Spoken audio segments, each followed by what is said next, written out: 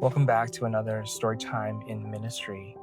And for myself, I remember when I was really small, my dad really wanted me to be a doctor. And because my dad was a doctor and he loved, and he still loves being a doctor. And he always told me, Sam, I really want you to be a doctor. It's such a good job. You get to help so many people, right? But surprise, surprise, I did not become a doctor. And it was all because of a prayer I prayed right after God saved me. Right after God saved me, I really felt the Holy Spirit go and lead me to pray. Such a strange prayer. A prayer I've never prayed ever in my life before.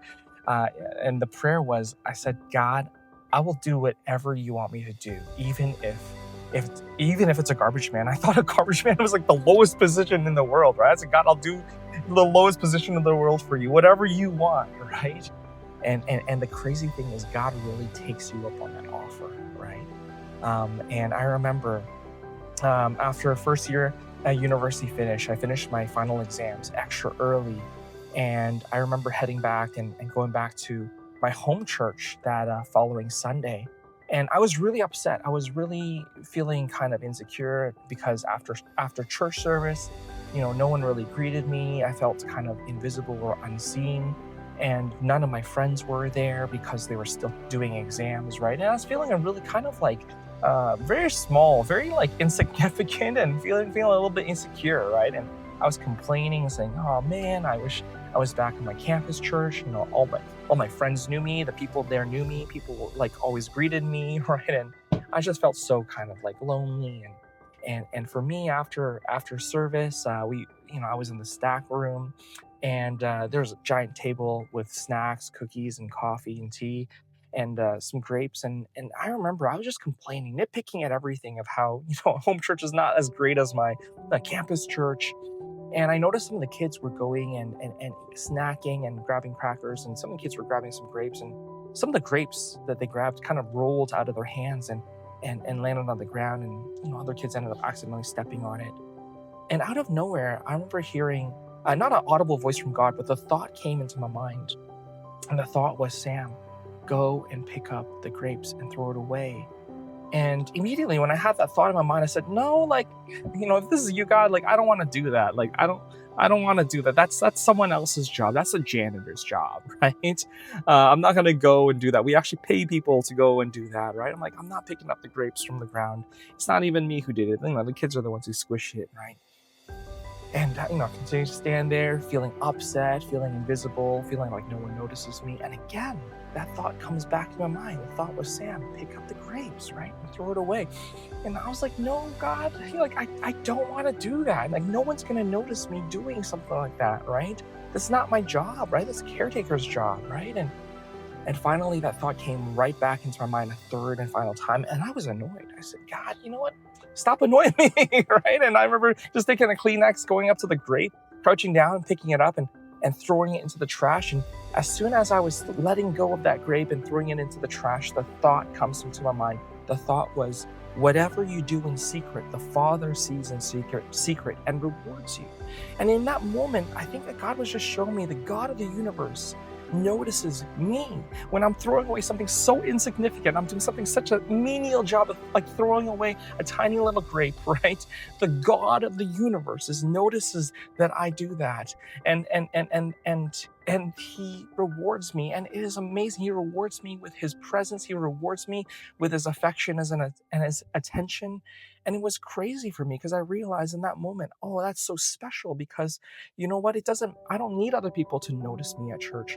I don't need my friends to even be there at church to notice me, or other people. At the end of the day, as long as God notices me, as long as God sees me, that is more than enough in my life. And I remember just feeling so touched that God, the God of the universe, would notice me, not because I'm doing something amazing, not because I'm, doing some, something that is like preaching or doing some amazing task, right? For God, even the most menial, smallest task of throwing a grape into the garbage, the God of the universe notices me. And that touched me so much, right? For me, I always, was seeking out attention, and God was saying to me, Sam, I'm going to give you my attention, and his attention is more than enough.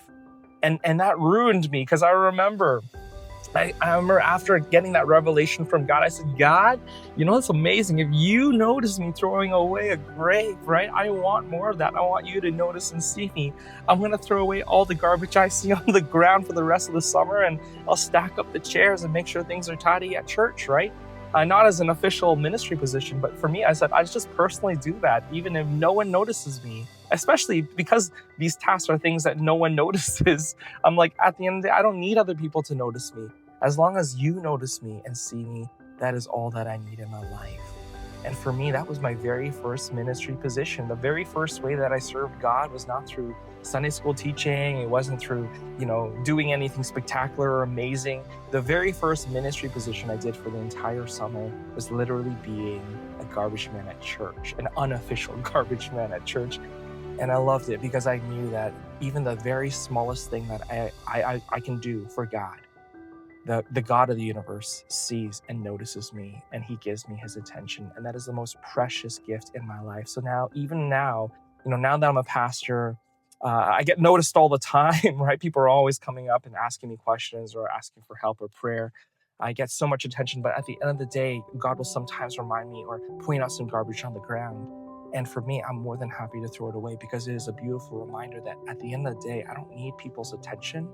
I don't need people's approval. At the end of the day, the most precious thing in my life is if the God of the universe sees me, that is all I need in my life, right? And so for me, even doing the things that no one sees or no one notices, the truth is someone does notice, and that is God. God always notices, and that is the most precious gift in ministry and in life.